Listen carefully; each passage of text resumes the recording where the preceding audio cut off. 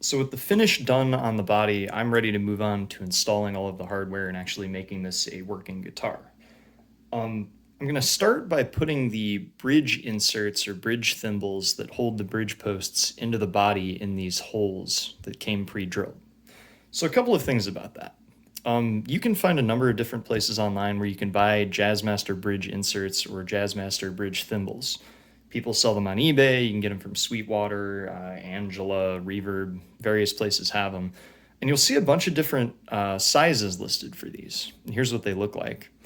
The way that the bridge on a Jazzmaster works is that the bridge posts actually go down into the thimble, and there's a screw that sets how high up the bridge is off the body. Um, and then the bridge is free to rock a little bit in the thimble with the movement of the strings as you use the tremolo. Anyway, Wormuth drilled these holes, and I emailed them about it, and they claim that the holes will be 9 millimeter in diameter. However, when I actually go to check these, they're a lot lower than that, probably somewhere close to maybe 8.7 millimeters in diameter based on these calipers. Let's see what that is in inches or in millimeters. Yeah, 8.5 millimeters is what I'm getting off of this. And the diameter of these thimbles, which you will see the outer diameter listed all over the place with different values, when I actually measure them in my own home, I get about 9.3, 9.4 millimeter. So you really want these to be very tight into the body. It's the kind of thing I'm going to have to hit these in with a mallet probably and be really careful. And you want them to be very snug because if they're at all loose, you'll maybe lose some vibrational energy between the bridge and the body. It could affect sustain or something like that. But I think that 9.3 and 8.5, a point 0.7, 0.8 millimeter difference between the size of this and the hole, I'm at risk for actually splitting the wood or cracking the wood a little bit. So I want to widen these holes out just a little. To kind of make a little bit of room so that I could maybe even start threading it in by hand a little bit before pounding the rest of the way. If I do it now, I'm just crushing wood directly into the hole.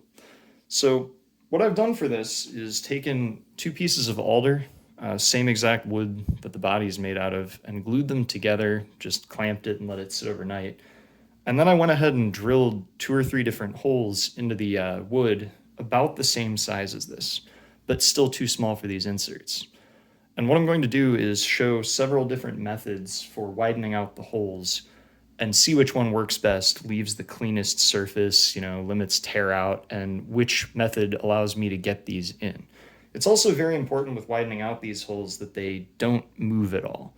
If I went to do this with just a drill and assume that the drill would follow the path of this, if I got off even slightly on an angle or just was a little bit off center, this bridge will no longer fit into the body correctly with the inserts, and I'll have a problem with the actual playability or action of the guitar.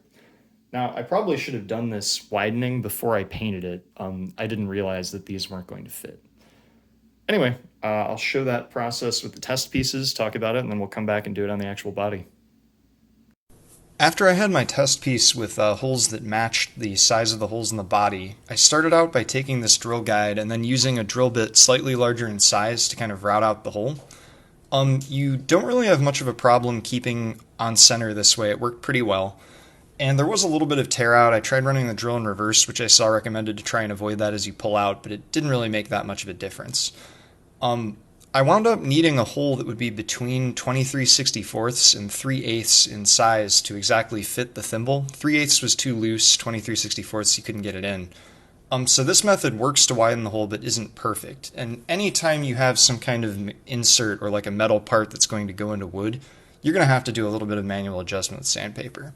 So I took a dowel, like you can see here, and then cut a slit along the end of the dowel that's a little bit further than the depth of the thimble. And then I took a strip of 120 grit sandpaper cut to width and then slid it into that slit and wrapped it around the outside of the dowel. And you can kind of control how thick you're going to be by cutting the sandpaper to more or less length. It took a little bit of effort to try and get the right amount to fit into the hole. And then I would take this dowel and I'll actually stick the other end of it into a power drill in the chuck and then insert it into the hole. And then you can run the drill and actually take material out of the hole. And it makes a very nice round hole, very clean. and works really well. It removes more material faster than you'd think. So I guess what I've decided on for the actual body after doing this is that I would use a 23/64 drill bit to widen the holes slightly, and then do fine adjustment with the sandpaper and dowel trick.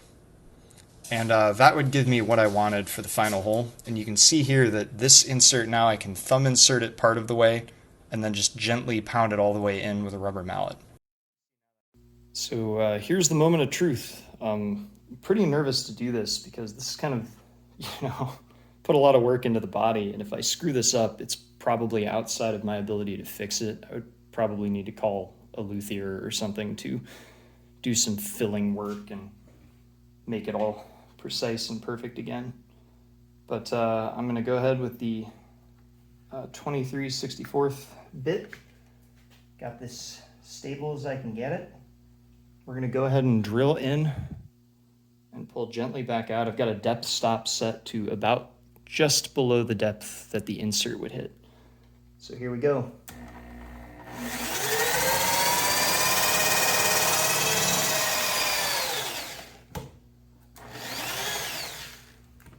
So there we go. Got one of them done. Let's clean that up real nicely. See what we did to the finish, if we damaged it at all. Doesn't matter because this part should be covered by the bridge and the pickguard and all that stuff anyway. If I scuff it up, and I can always rebuff a little. And that's pretty clean. So that's actually not that bad. Pretty happy with that. So I'll do that with the other one now. Get a mess everywhere. And again, just be really careful as I do these.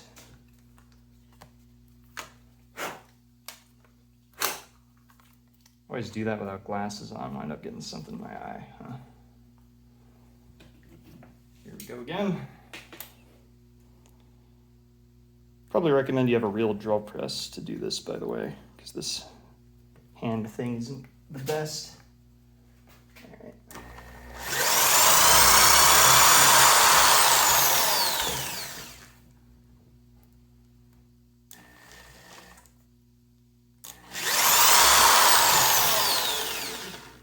There we go.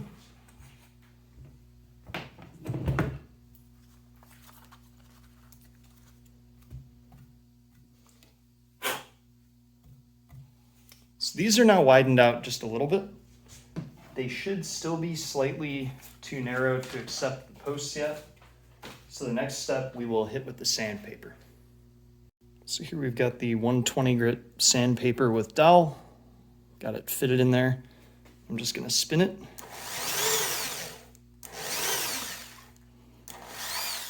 Lift that out. Take a quick measurement. Probably gonna have to adjust and fiddle with this a ton, so probably speed this part up or something. Let's see what we got to though.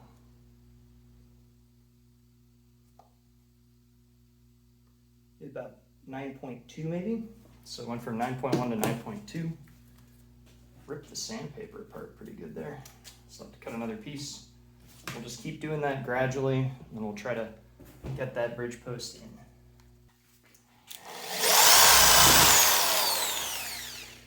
Work that again.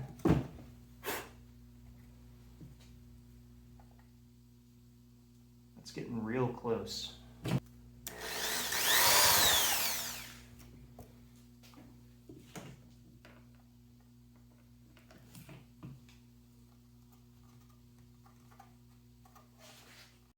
So here's moment of truth. I'm gonna pound the left one in, then we'll do the right. Make sure this goes. Got a big heavy rubber mallet. This table I'm on is kind of bouncy. I should probably do this on the actual workbench, but don't want to use that room right now. So a little bit nervous that this will, I kind of widen the top maybe a little bit more than down the shaft. So I've got to be careful. I'm gonna check it periodically that it's going in straight, but here we go.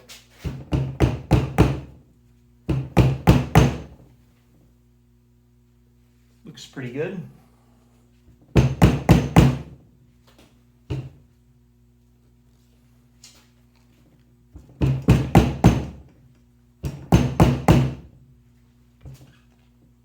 Not bad.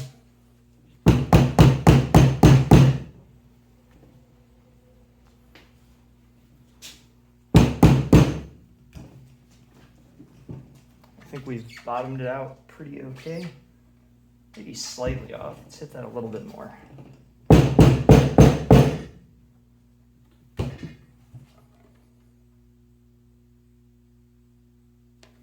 Yeah, that's one pin in. So I'll repeat that for the other one. We'll see how the bridge fits.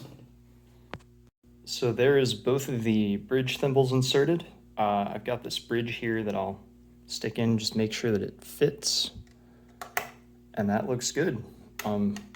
Rocks back and forth okay. It looks like it's aligned perfectly. So it's a little detail you don't think about, just getting bridge thimbles and pounding them into the wood, that being a little bit nerve-wracking, but took quite a bit of effort to get that just right.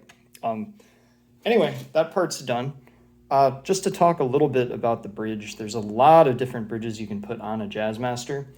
There's really expensive stuff like the Mastery trem system and all that. You can find videos about all that stuff online. What this is, though, is a Mustang bridge, and I forget the exact model, but it's for a particular Mustang, like some American reissue or something like that. I'll put a link to this in the description. But the reason that I like this bridge is that it still rocks back and forth like the intended Jazzmaster design, which can be a problem, but I kind of want to see how I like that before I, try something different. It has these saddles with only a single deep notch cut into them. And so the strings on Jazzmaster bridges sometimes pop out of the little, saddle. And that can be a problem. People do all this like, oh, you got to play with 12 gauge strings and you've got to, set the neck with an angle. You actually have to shim the neck to get more pressure on it and all this finicky stuff. I'm just hoping that I don't have that problem with this. It's a 9.5-inch radius, which matches the neck radius that I've got, so I shouldn't have to adjust the height of each saddle manually. Just put one side up or down with these screws. And then also, big thing about this is that it is 52 millimeter string spacing. So I guess some of the Jazzmasters ship with bridges that are a little bit wider, if you actually check the notches. And I guess with a traditional Jazzmaster bridge, you can see 52 there. It doesn't matter because you're supposed to be able to put the strings into each of the different notches on the saddle. Well, if you buy a kind like this, you might want it narrower because some people say that the center of each saddle on a Jazzmaster is so far to the edge that you'll actually have the string get pushed off of the fretboard while you play. And I am a very sloppy player, and that would probably happen to me. So I really like the way that this came out. We'll move on to the rest of the hardware now. The next thing that I worked on was shielding the cavities of the guitar body with some of this copper shielding tape. There's a lot of information out there about what this does. Some people call it a Faraday cage, which I don't really think that it is.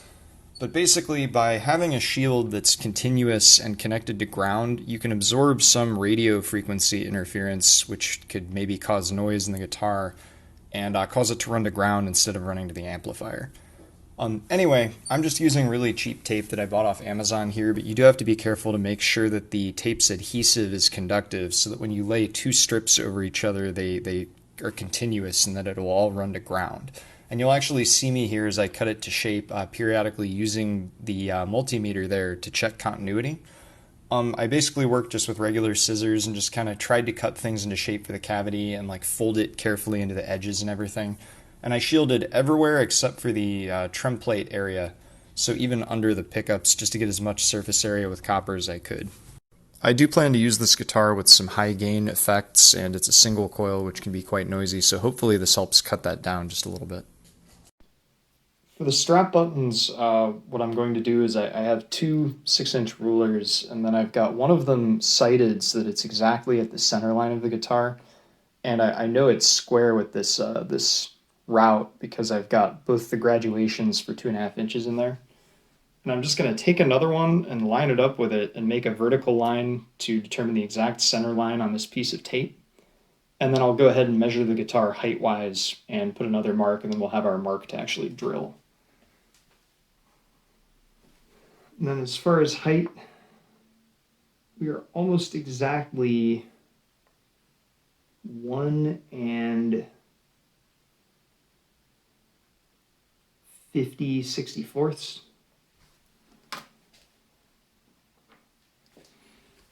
So I'll go half that distance, we'll mark it, and then we'll drill it out. So now that that's marked with this cross pattern, I've got the correct size drill bit to match this screw, and I've got it taped off for depth. And then I'm actually going to just, because I really suck at drilling square, maybe try to start by actually drilling through this strap button. One thing that's a little bit weird is that the shape of this body, because it's this offset, it's like not, you're not actually drilling straight in line with the way the strings would be going. You're actually drilling at kind of an angle because you want to drill exactly normal to this surface. So here goes. Center that. Apologize if this is impossible to see.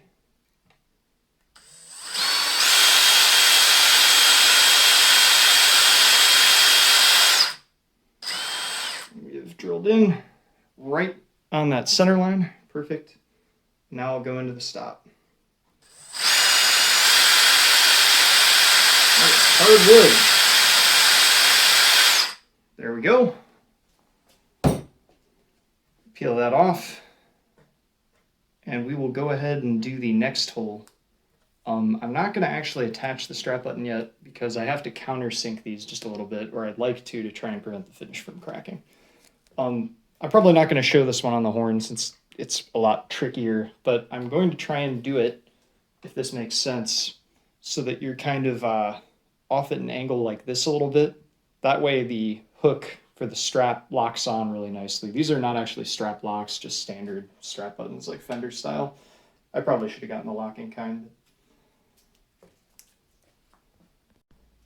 So the last thing I'm going to do now that both the holes are drilled, you can see I've got this 1/4-inch countersink bit. And if you look at it next to the screw, maybe this is hard to tell, the slope of the edge of the screw is pretty similar to that countersink bit. And sometimes if you drive the screw in with the strap button, you'll end up kind of like punching it in and it'll crack the finish, and that crack could like propagate up or something. May not be a problem. You might not have to do this, but I'm going to go ahead and just gently bore out a little area for that, just to make sure that that doesn't happen. Shouldn't be able to hurt. So just look like this. We'll just guide that in gently and just get a little edge into the paint there that should be big enough for the screw. And I'll check that real quick, maybe just a little more.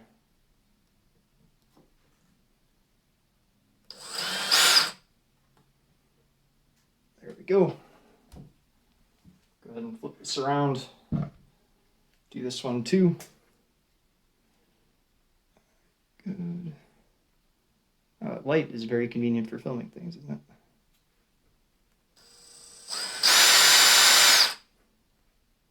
Yep. There we go. To actually put these things on is the next step. So there's these little washers. Actually, if you look at this, this came from just the Fender strap button kit. I've got a choice of 2 different colors of these cloth washers. I'm going to use the white since I think that'll go better with the pickguard and everything that I've got, if you can see the edges of it. So I'll get these out, both screws and both strap buttons. Grab a screwdriver and just screw them in. Probably also dip the screw in this wax right here as well.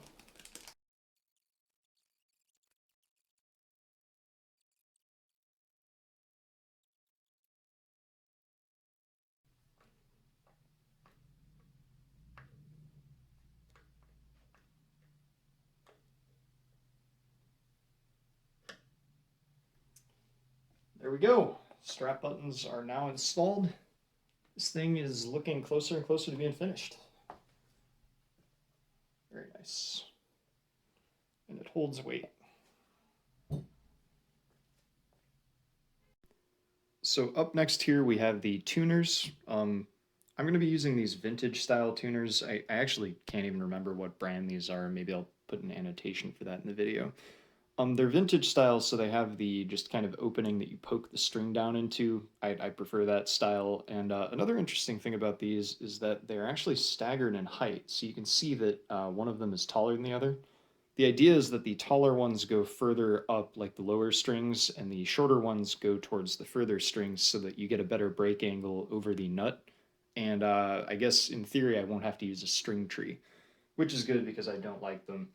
they make it a little harder to adjust the truss, and it's just another thing for the string to catch on and cause tuning instability. So the way these work, I'm going to put these bushings into the front side of the headstock. There's 6 of them, and I'll drive them in. And then the tuner will go in from the rear, and there are screw holes or tiny gaps where you can put through screws, and these will all line up with each other in a line. And we'll drill in, I think it'd be 7 screws just to kind of line them up and fix them in place. So to start with, I want to open up these holes just a little bit. If I actually take the bushing with my hand, you can see I can't quite get it in there. I measured these with calipers. The holes I requested are drilled to 11/30 seconds, I think it is. And the tuners are very, very close in diameter. Like if I measure these, see like that hole's 0.32, tuner's about 0.33. So I'm just going to widen out the outer edge just a little bit. I have a ream for that, which I'll be using. You should probably get a longer one. This one's a little bit too conical, and it's going to kind of carve the edge a little too much, but it's probably okay because I'm not going to be that aggressive. And if I have to resort to it, I do have the trusty dowel wrapped with sandpaper as well. So let's just widen these out a little bit and see if I can force the bushings in there. So I'll start with the bass string.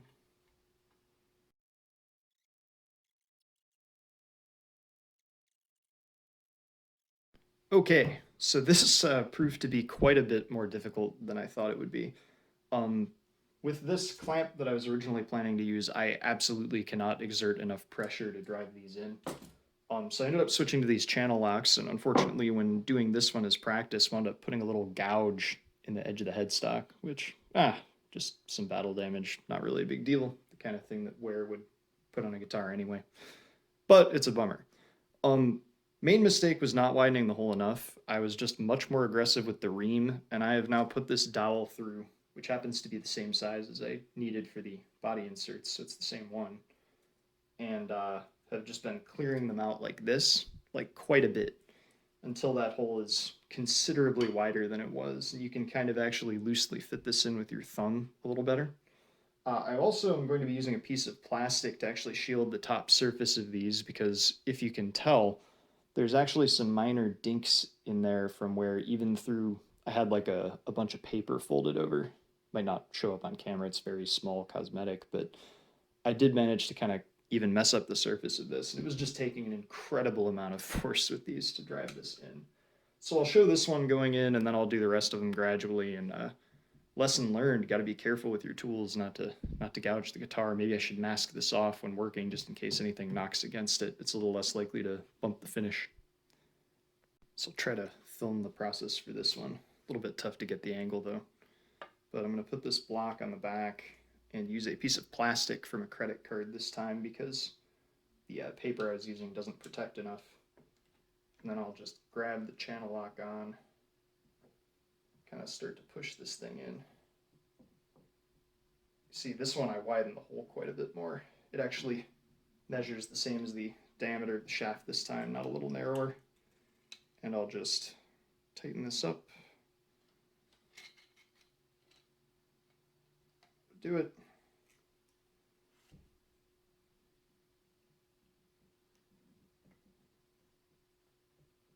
I'm also being careful not to let the tool crush into the headstock on the edge there, which happened last time.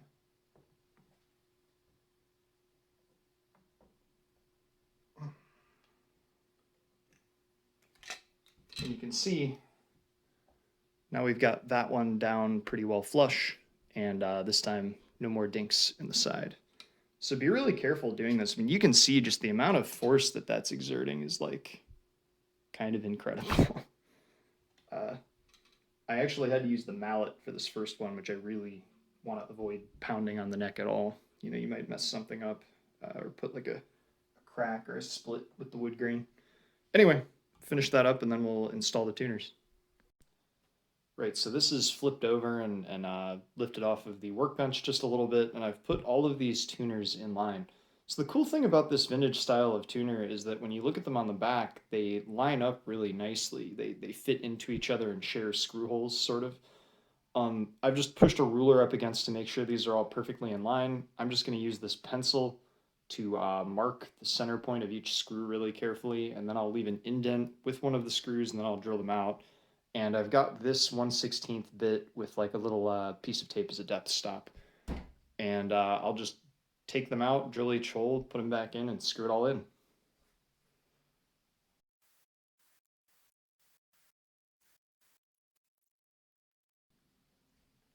And we'll screw them in.